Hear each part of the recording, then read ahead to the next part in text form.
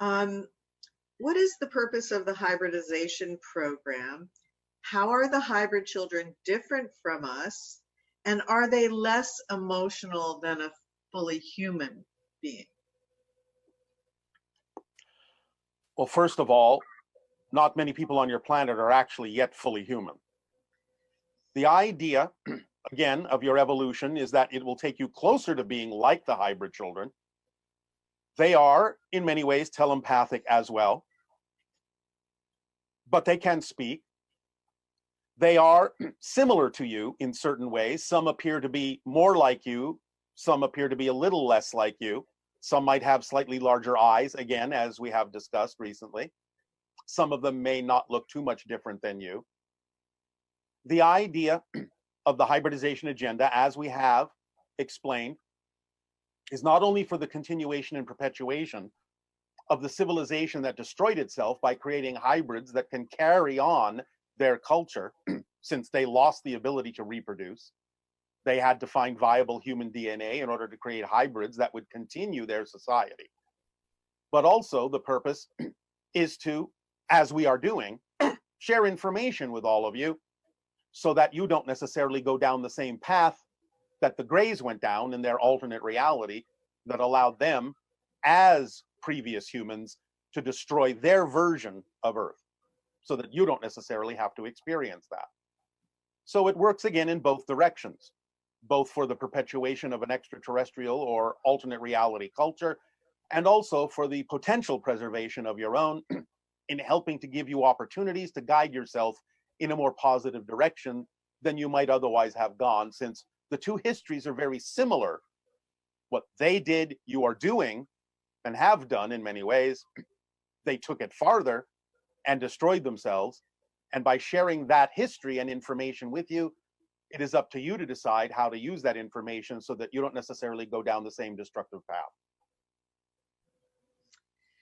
And you said the Yael will be the first to have contact with us. The Yael will be the first hybrid society to have contact openly with you. There may be others before that. But the Yael, and of course the children, are the hybrids that look most like you. They are the fifth iteration of the hybrids. We are the third. They are the fifth, and so they are closer in appearance to you, so it'll be easier for you, in a sense, to interact with them, being that they are similar enough to you that you won't necessarily fear them. Okay, and I remember one time you talking about there's sort of different timelines so that when we interact with them, they may be different ages and not necessarily all one age. Yes, of course. The children grow at different rates, just as yours do. But also, don't we tap into them at different ages depending on the purpose of a particular interaction? Yes, that is done sometimes as well. It just depends upon what's appropriate for someone to experience in their interaction with a hybrid child as to what age you may meet them at. And ultimately, when they come to your planet and start living among you in the years to come, they will again be whatever age it's appropriate for you to interact with them in. Great. There's a question about ET healing. Yeah. Many people have reported having healing experiences with ETs in dream time. Yes. Experiences like having negative energy drained from your body or having advanced technology and mind power used to heal major and minor injuries. Can you elaborate on what is occurring and how this healing is taking place? It is no different than what we have described about the experience you may have with any healer, including healers in your human society. A healer gives off, whether it be biologically, naturally, or technologically, a frequency that is representative of the healed state. And therefore, if the person is willing to allow their own vibration, their own energy to match that state, they will heal themselves. That's the technique. That's the physics of it. It doesn't matter in what form it comes, nor who it comes from. That's how it works. Are they actually using technology, or is it just our brains are translating what's occurring into instrumentation or It technology? can be both. It can be either. It depends upon the extraterrestrial source. Thank you. And how far above Bell Rock is your ship currently? About 9,000 of your miles. Okay. All right. So, if the pandemic has extended until March 2021, So far, so far, does the eye of the needle extend to that date too? And if not, when yes. does the eye of the needle end? And can we pass through it even if we still have some unresolved issues? You may bring some issues to still work on the other side of the passage. But again, it's very important to strip away as much as you possibly can to make the passage more smooth, more effortless, more easy for you, so that you don't necessarily have that much to deal with on the other side. And again, even if you strip away a lot of the negativity, there may still be things that are not relevant for you that also need to be let go of during that passage or on the other side to help streamline you. So it's not always just about letting go of fear-based or negative beliefs. It's also about letting go of those things that are simply not relevant for you. Now, the idea of the eye of the needle is that it is a passage that allows you to deal with these things, to go within, to find those things that don't work for you, that are not aligned with you, and let them go. So even though your COVID experience is part of the experience of the eye of the needle, the overall passage actually extends all the way to somewhere in 2023. But the idea is that you don't necessarily have to experience similar things to your pandemic in order to still be in the eye of the needle. No one is saying that the eye of the needle has to be something that you always experience in what you would call a negative way, or that negative ideas have to be experienced in it. It's about taking a look at yourselves and really transforming your vibrational energy so that when you do come out the other end of that passage, you really are quite different people, ready to really prepare yourselves for open contact. And all of that implies in terms of the kind of reality you really want to experience. So the eye of the needle really goes all the way into and maybe almost to the end of your year of 2023. And there will be many different kinds of events that will occur between now and then. Not only the idea of COVID, but of course that can alleviate at a certain point, and you can still be interacting or experiencing other things that will put you in touch with what you need to be put in touch with to transform yourselves. Again, it doesn't necessarily mean that all of the experiences in the eye of the needle will necessarily be something that you would consider to be negative. But it is a passageway that exists until such time as approximately 2 years before the window of open contact, because after that time, different things will have to happen in order for you to really be fully prepared for the beginning of the window of contact. But the eye of the needle will generally fade out somewhere about 2 years before the window in 2025. Thank you. Yes. Um, There will you also be another transformation taking place within how, at that point, we will be able to deliver information to all of you. Because the idea is that in our society and with the first contact specialists, there is an allowance of communicating in a certain way with a society, with a civilization that is based on the cycle within that civilization that represents a complete transformational cycle based on the timing of that civilization and the consciousness of that civilization. For your civilization, as we have talked about this in the past, the cycle of your societal transformation is 40 years. You see this mentioned sometimes in a variety of ways within some of your ancient literature, so on and so forth. You know, things like 40 years in the desert, so on and so forth. That's the amount of time it takes for a real complete transformation of human society from one level to another. Therefore, the end of your year of 2023 will be the end of 40 years of us channeling in this way to your civilization.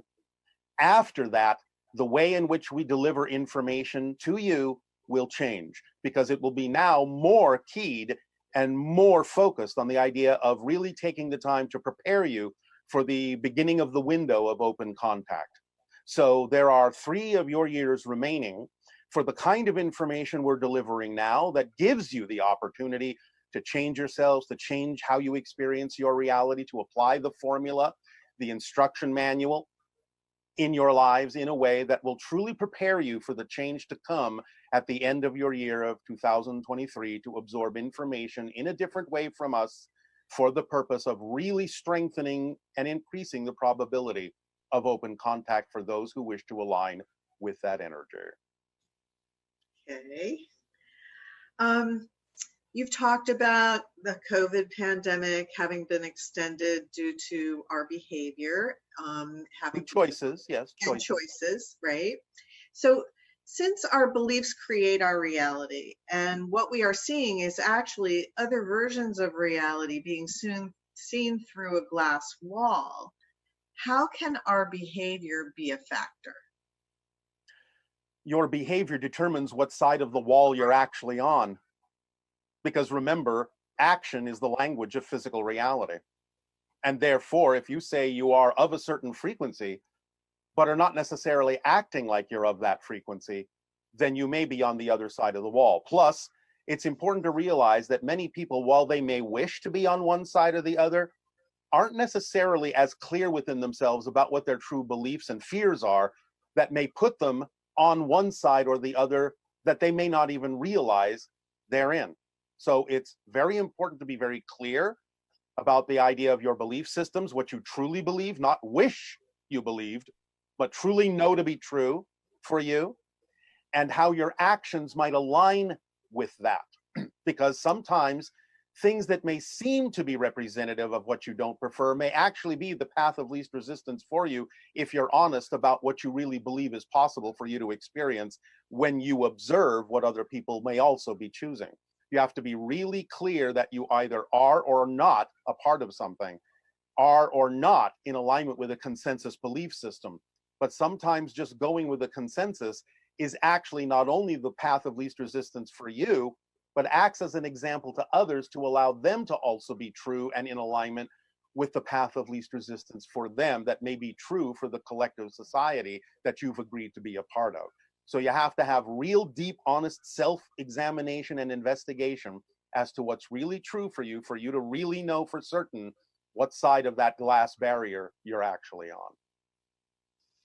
And just from a foundational perspective, the side of the glass wall that most of us are at least moving in the direction of through our attention is the idea that how do you think of other people and how your behavior affects other people? Like, what's your foundation?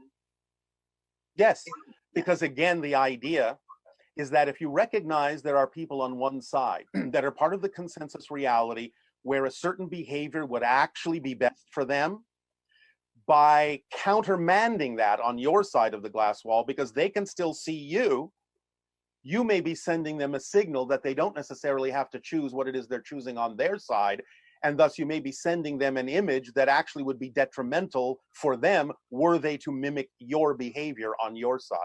So it's not just about the idea of you, it's about the idea of you still realizing that people can see you through the glass wall just like you can see them. And by taking the actions that are most representative of what is also in best service to them is also part of the idea. Right, and it's just a basic position of not harming others, correct? Basically, yes. The idea of doing what is in the best interest of all and understanding what kind of an example you set for those that may not necessarily be as clear as you are about what it is you prefer to be true, so that you at least give them the best opportunity to get through an experience in a way that you know might actually be of service to them, because you can recognize from your position on one side of the wall what position they have chosen on their side of the wall and are helping them to choose the path of least resistance that actually works for them. But again, all of this takes a lot of clarity, a lot of discernment about what is appropriate, because sometimes you can give them a different image to encourage them to also perhaps match the frequency on your side of the wall. But at the same time, you have to also know that not many people on your planet are capable of understanding how to do that. Therefore, it's like teaching a child to say, all right, well, this is the behavior that you need to exhibit now because I understand the limits of your belief system and I will help you with that by being an example of the behavior that you need to exhibit. At the same time, I will encourage you to understand how to change your belief system so that you don't necessarily have to exhibit that particular behavior if it's really not in your best interests ultimately as you mature. So it takes a great deal of maturity and a great deal of discernment to understand how to orchestrate the living example that you choose to be to others to help them in the best way, to be of service to them in the best way, to allow them to go through the eye of the needle in the most effortless way. Okay, thank you. Yes. Because of parallel realities and the amount of people that believe the virus was man-made, does that also mean that there's a parallel reality where the virus was man-made and then another parallel reality where it was created from the destruction of ecological systems? And anything in between. Yes, all those parallel realities exist. But this is what we're going to say about that. It doesn't matter. Because the idea, whether or not you want to say that the virus was man-made, or whether the virus is simply an opportunistic organism that was created or at least was unleashed because of the damage done to the environment, what's the difference in terms of human responsibility? None. So the idea is to simply focus on the idea of taking more responsibility for the choices that are made, because whether or not the destruction of your environment unleashed the virus, or whether or not it was man-made and was accidentally or purposely unleashed, matters not when you understand that the bottom line to all of those scenarios is to take responsibility for the idea of the acceleration of the virus, since it is still connected in some way, shape, or form to the choices that humanity has made. Therefore, by taking some responsibility in some way, shape, or form, it doesn't matter what the real origin is. It matters that you understand how to take responsibility and how to make different choices by learning the lessons that you learn by taking responsibility and having a different reality, because you then choose to do things differently than you have done before. No matter what course was taken, it still ends up being the same understanding. Okay, thank you. Yes. One individual is saying, I'm confused about the real difference between choosing the reality we want and denying what is. They are paradoxically opposed. For instance, in subjects concerning evil forces on earth and beyond, how can we really choose what we want without being in denial of what is? All right. Well, first of all, the opposition that you're sensing is because of the terminologies that you're choosing to identify these things with. It's not about what you want, it's about what you need, first of all. And you're not denying the present by preferring a different reality. The only way you can actually experience a preferential reality is not by denying what is, but by using it in the most creative and positive way. That's why it's so important in the formula, in the fourth step, to stay in a positive state, even if what manifests is something you don't prefer. Because only by staying in a positive state will you be capable of getting a benefit from it, of learning a lesson from it, and letting it go away because you've used it up for the purpose it was there. Because you have to know that even if something manifests you don't prefer, it's got to be there for a reason that could serve you. Only by staying in a positive state will you figure out how it can be serving you. By going into a fear-based state and denying what's happening in the present, it can't serve you, and you only get, quote unquote, stuck in the negative spiral, thinking that it doesn't belong there when in fact it does, for some reason. But you get to determine what that reason is, positively or negatively. So it's not about wanting a different reality, although preference can come into it, but preference is a non-judgmental neutral state. It's simply a recognition of what is and isn't vibrationally compatible with you. So drop the wanting, because wanting is often the product of the negative ego, thinking it knows best what the outcome should look like when it absolutely has no clue whatsoever most of the time. But if you understand how to focus on getting what you need, What you need in life that comes to you will always fulfill you and always propel you in the direction of the preferred reality. So it's about living in the moment, not denying what's happening, but using what's happening to springboard yourself toward the direction of a more positive preferred reality. That's how those two things are connected. But when you say things like wanting and denying, you're creating the dichotomy, you're creating the polarization in the definitions that you're using. So this idea that you're looking at something through a glass wall, and at the same time, you're using what you're seeing through the glass wall to impact your current behavior. Yes, you're making choices based on what you do and don't prefer, based on what you're seeing others choose. So where is the line between denial and something else? Because denial would take you out of a higher frequency, right? Yes, and that's what we're saying. If you're in denial about what's happening, you can't use it to your benefit. Therefore, by not being in denial and accepting that what's happening is happening, again, doesn't mean you endorse it, doesn't mean you condone it, doesn't mean that you're vibrationally compatible with something you don't prefer. But you have to understand that what you're experiencing and what you're observing is there for a reason that can serve you. So it's not about denying what you're seeing, it's about using what you're seeing in a positive way to propel you, by contrast, in a direction that you prefer that is different than what you're seeing. That's how you use it and propel yourself in the direction of the reality that you prefer, not want. Okay. Another individual wrote, I've been going into deep meditation, visualizing planet Earth as already healed in the present, with nature thriving. I've tried to visualize a loving, abundant energy on the planet and a light aura surrounding it. Does this visualization create a speeding up of the vibration, the positive vibration on the planet, and help to heal the planet? Is it purposeful and useful to do this? Yes, because the idea of being in that state, the state that that kind of visualization puts you in, can make you, if you choose to match that state in your physical actions, will make you a living example, an active, living example to others that they can choose to be in that state too. But the idea is that you have to match what you're visualizing and the energy state that it puts you in with actual physical actions that go along with that, or you're not going to be speaking the language of physical reality to anyone else.